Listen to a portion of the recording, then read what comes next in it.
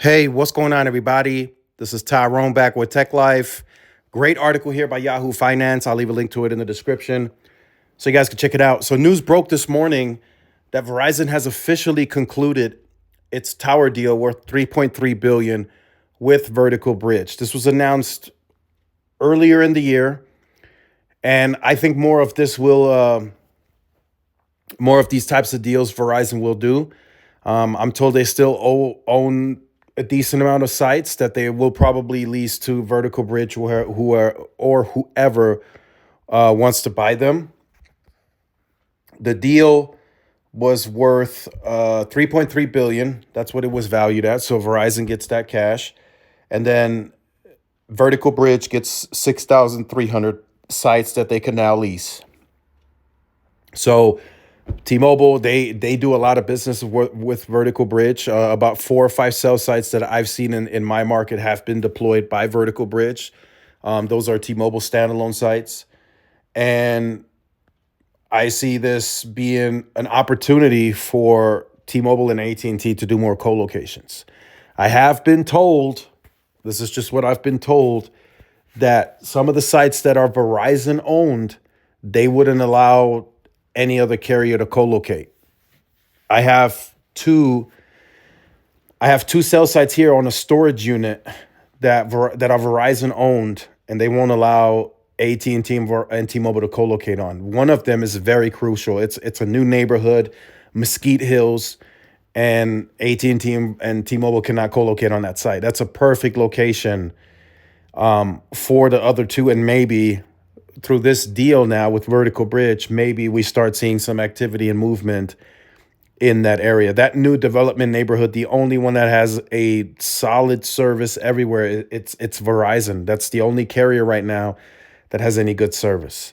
T-Mobile and AT&T not so much. They push signal from sites much further away, so it tends to work at about a bar or two outside. Indoors, it gets very, very rough, even to the point where I still think, when was it, late 2019 or 2020 is when I connected to one of the T-Mobile cell spots that they used to sell. You would connect to it outside of the home that had it. It's a weak signal, but that's how bad service is in that area. They needed the cell spots. So hopefully this acquisition, I don't know if those towers are a part of this acquisition. I'm hoping so. So that way that can be fixed. But that's just an example of what the outcome could be by Vertical Bridge. Vertical Bridge wants as many carriers to co-locate on their sites as possible because they make revenue from that. So it's a plus for them. For Verizon, I don't know what the situation is. It probably would have been revenue for them too. They probably could have taken some money from AT&T and T-Mobile for leasing on the space, but they just never done it, right? Any site that I know here that's Verizon owned, there's no one else on that site. No one else.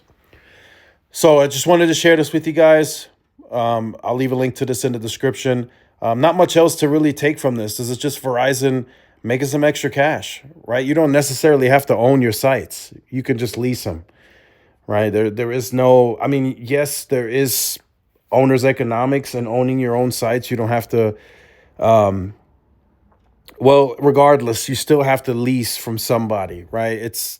You're not leasing space from a tower company per se, but you're leasing land or an area on land from the owner.